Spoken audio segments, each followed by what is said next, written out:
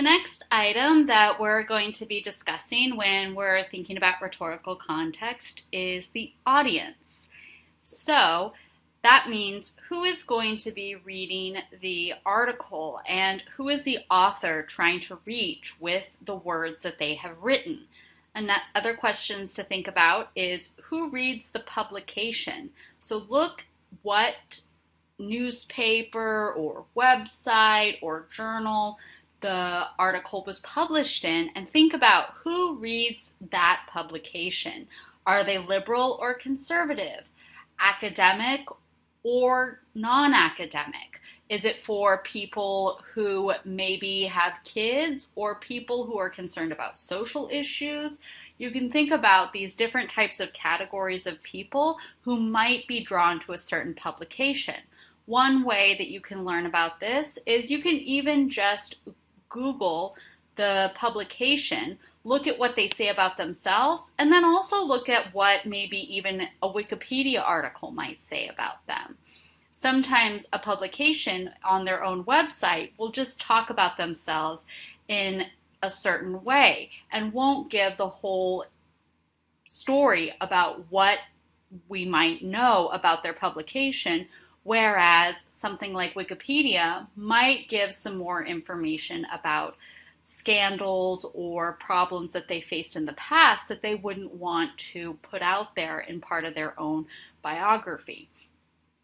I know that we say that Wikipedia might not be a good source, but Wikipedia can be a good source for looking up just basic background information. So think about also who is interested in the topic. So depending on what it is, it might be something that's more interesting for, again, liberals or conservatives, people who work with certain populations or who have certain jobs. And then also, who would be interested in the author? So if the author has a specific affiliation or job, maybe there's people who would be more interested in that. For example, if you're reading an article by someone who is a psychology professor, probably there will be people who are more interested in academic thought, especially psychology. So it might be people who are psychologists themselves, people who work in mental health, things like that. And it might not be as interesting for someone who, say, works in business or is a student or something like that. So think about these types of questions. And some ways you can look up the author or to think about the audience are look up information about the publication and think about who buys a publication.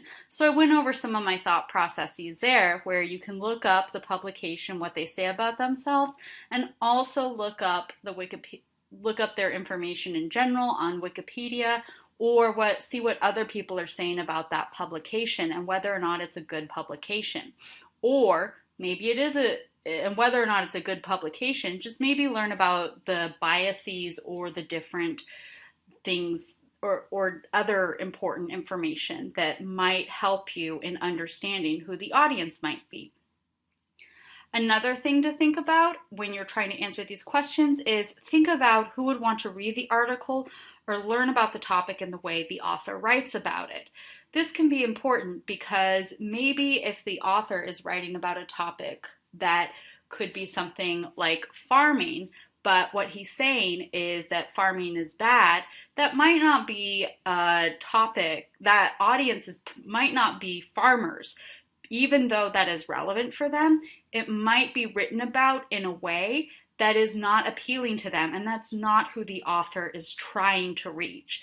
It may be that farmers end up reading it and getting mad about it, but again, that might not be exactly who the author is trying to reach. So these are all things to think about. Thinking about the author's intent, the intent of the publication, and who usually reads it and how they're trying to reach it. So these are things that can help you when you're trying to figure out the audience.